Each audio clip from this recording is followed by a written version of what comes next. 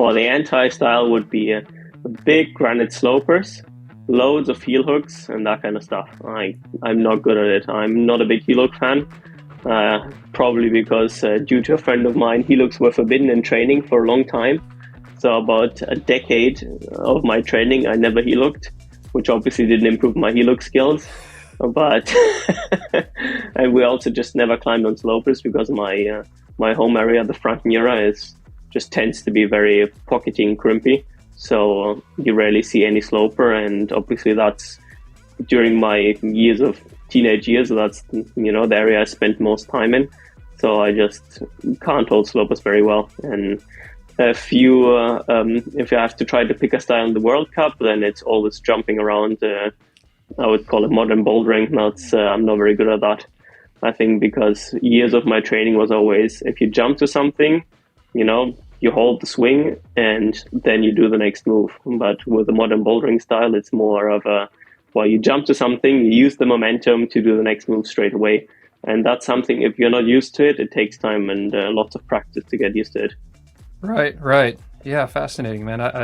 I hadn't read in the past that that like your training didn't involve like that there was like heel hooking wasn't allowed. That's very interesting to hear. And you probably aren't doing a whole lot of heel hooking in the Frankenjura. It's a lot of like monos and like, razor crimps and that kind of thing. So you weren't forced to learn that technique. That's interesting. No, exactly. So, it obviously made me strong in a specific style, but it didn't make me very strong in heel hooking. So now I'm kind of paying for it a little bit, I want to say, in some sense, because obviously if you want to be a complete climber and if you want to perform throughout all climbing styles, that's something you need to learn, especially for World Cups. Heel hooks very often save you. So now I'm trying to train those. Obviously it makes it a bit harder if you haven't done it for a long time, but I'd say I'm getting better. So that's cool. It's a different game. Well, let's talk about training. Dive into this a little bit here. Where in the past or even currently have you struggled with your training? Well, I would say from my youth on, I was always a very, very motivated climber. I was super psyched for training. And when I was around 13 years old, that's when I really got psyched for climbing. And that's when I started climbing 2, 3, 4 times a week. Actually, not before that. I was never one of those kids that already climbed, 9A when I was 13 years old. And I haven't, already been training for years when I was 13 years old. It kind of just started when I was 12, 13 years old. But I quickly realized that climbing is my type of thing. And I got so psyched that by the age of like 20, 21 maybe, I started getting injuries because I was kind of overdoing it a little bit. So I was actually training so much that, I started to get injuries in my fingers, and I had to deal with that. I needed to adjust my training. I needed to change my training a little bit in order to stay injury free. All right, y'all, just a quick shout out to today's awesome sponsor, which is Friction Labs. A chalk. Look at this stuff. They make the best of the best. And now in 100% recyclable packaging outside and inside. Look at that. It's so good. I've been using this chalk for a decade, y'all, because it just works. It feels amazing on my skin. I chalk up less.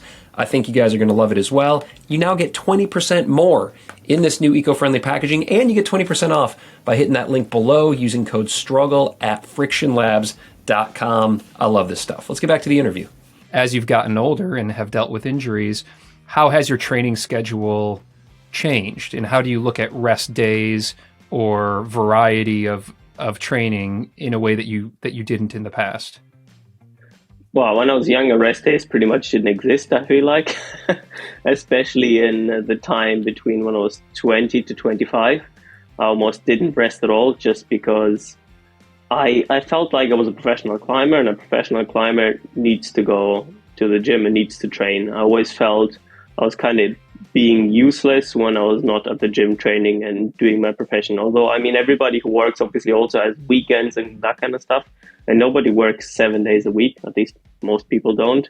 And especially in climbing, that also doesn't work. So I can remember climbing some years back, 28 days in a row on climbing trips in Bishop. And that obviously was not very beneficial for my skin and also not very beneficial for my body. And I started, getting the receipt for that when I was maybe, 23, 24. I started getting inflammations in my fingers. I started rupturing a few pulleys, and I realized that I needed to adjust my training. And I kind of went away from doing, crimping on overhanging boards 7 times a week to, crimping only maybe 4 or 5 times a week, and then doing some antagonist training. And then I got maybe the next injury. I realized, okay, maybe training 5 days on the same style is still too much, 5 days a week. So then I went over to incorporating more rest days and also diversifying my training a little bit and training my weaknesses, not always training on small crimps, every week. So that helped a lot. And for about 2.5 years now, I'm injury free. I would say I am more of a complete climber, and I think that was good changes I've made. So the rest days and the lower volume of training that you've been doing hasn't made you weaker. It hasn't had a negative impact on your development.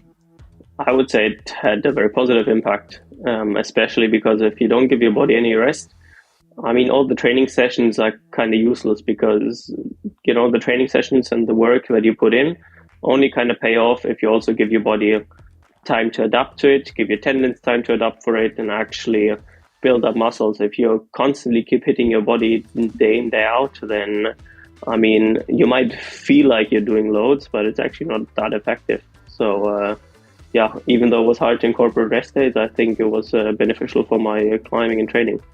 And is a rest day for you truly a rest day? Read a book, watch a movie, or are you running or cycling or doing something that's more kind of an active recovery? Typically, like 4 hours of campus boarding on a rest day, but that's really. It's Alex Megos rest.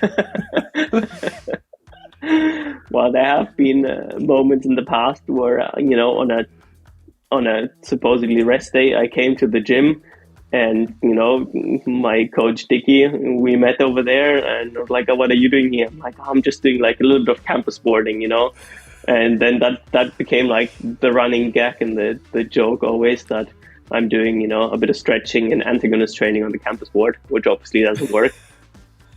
But I do like to go running. I don't run very long or very far or very fast, but I enjoy it, and I also think for an active recovery it can be good if you don't overdo it. And I think stretching and yoga is something you can always do. I've found yoga as another passion besides climbing for quite a few years now, and love doing handstands, love stretching, that kind of stuff. It's a little bit of a meditation sometimes, but it's also just relaxation for me to do yoga, sometimes listen to music, sometimes listen to a podcast while I'm stretching. That's awesome. And that's something I count as a rest day because it is more recovering for the body than just sitting around not doing anything the whole day.